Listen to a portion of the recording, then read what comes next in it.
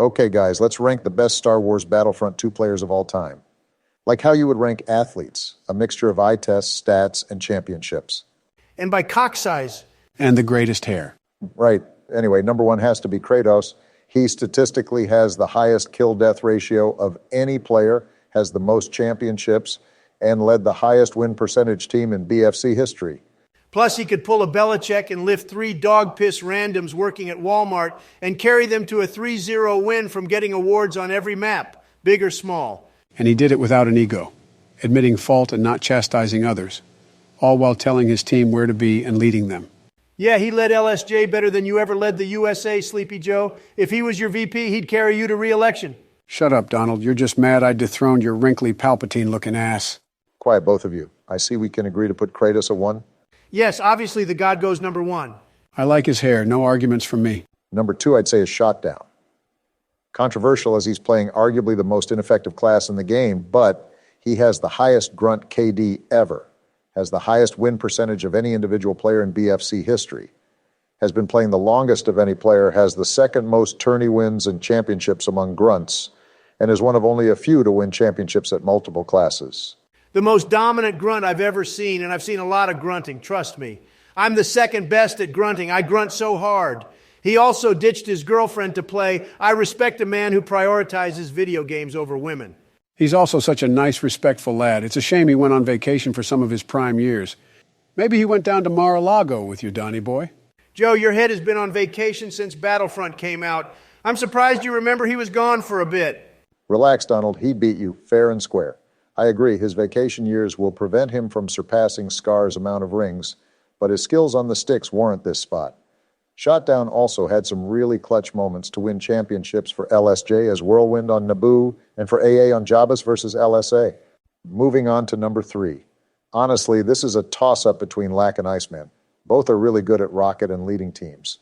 But Iceman did more with less and played all classes at an elite level, being another multi-class champion. Nah, you're high as a kite, Obama. Lack has more rings, and that's the biggest difference.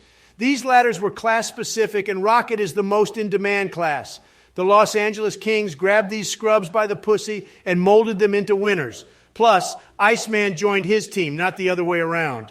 I don't think either should be at 3. They prioritized battles over their women. Delta should be here. He knows RAFs are more important. Shut up, you simp. All right, Donald, I just double-checked, and Iceman has better statistics, classes-wise, and has more head-to-head wins. So I'm going to have to stick with him at 3 and Lack at 4. Whatever, you fucking nerd. Lack is number 3 in my heart and is my goddamn hero.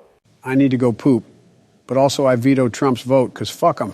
Next is the first Sniper 1 trick on this list. Pimp has the most championships and tournament wins of any sniper, plus regularly held the stats title.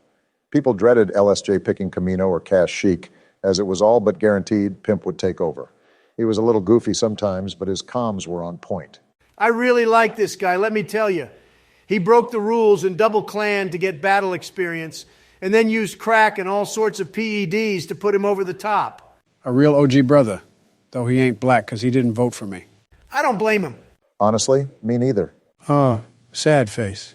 All right, we finished the top 5. I think we might knock out 2 again because Ahole and Diablo have spent their whole careers with each other, minus a tournament or 2, and Diablo's STR beginnings both have 5 rings between each other, but statistically speaking, Diablo was more dominant than Ahole. Wrong again, Barry, still using the same flawed logic with Iceman and Lack. It's not all about stats, you silly virgin. Ahole was the leader and forced the community to bend the rules for his team and forced his players, including Diablo, to get on, thus increasing activity. And he talked the most shit, which we all live for. These qualities are what I look for in a son-in-law. I mean, best player of all time. Being an asshole isn't a good thing. No, but being an asshole when you're a leader and you're winning means you're doing something right. I wish more people had the balls to make your teammates cry in the middle of a match to make them win. I love winners. I don't know, Donald. That doesn't seem very helpful. Quiet, Joe, you sensitive snowflake. You just get butthurt too easily. Ahole came up clutch when he had to, and any leader should receive more credit by default. Not like any of you would know what being a good leader is. All right, whatever, just shut up already. I'll put Ahole before Diablo. Yeah, and I guess we got Iceman before Lack, so we'll throw Donnie a bone. Fuck off, Joe, but also thank you. All right, the list has gone far enough without mentioning Scars, the winningest grunt in all of BFC history, and the only person on this list to suit up for only one team. Plus, he holds the record for most minds hugged per season. This guy fucks. About time. I like his swag and taste in music. Time to pay respect to an OG. Destroyer hasn't played since season 12. But if his longevity matched Iceman's, they could be seen as the better Ahole Diablo combo. Of all the dominant OG engineers not already listed, Destroyer's lethal reign lasted the longest, with 4 championships, 2 MVPs, and 3 of the only 4 undefeated seasons in BFC history. What about any of the other OGs, like anyone from SOR, DSF, IR, TRS, DD, or original MOH? You just picked Destroyer because you're a stick-skilled dick rider who saw one too many montages. I can make an argument for literally anyone from those teams instead of this overrated pub stomper. Come on, Donald. Of all the accomplished veterans from the early seasons, Destroyer kept up his success better than almost anyone we haven't said. Joe, just because you're too senile to remember seasons 1, 2, or 3 doesn't mean Destroyer was the best OG to put on this list, or that any other OG should be left off in favor of the others.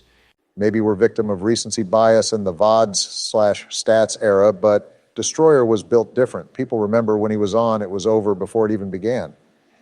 Joe and I are in agreement, right? Yep. Go kick rocks. This list is so shit. The last member of this top 10 started in humble beginnings and immediately found success. Biostorm won 4 championships over 7 seasons before retiring on Engineer and Sniper. But I'm also debating maybe putting a newer BFC member here like JJ, who had statistical domination unlike what we have ever seen on the game. Barack, before I let you go any further, how many rings does he have? Fair enough. Good point.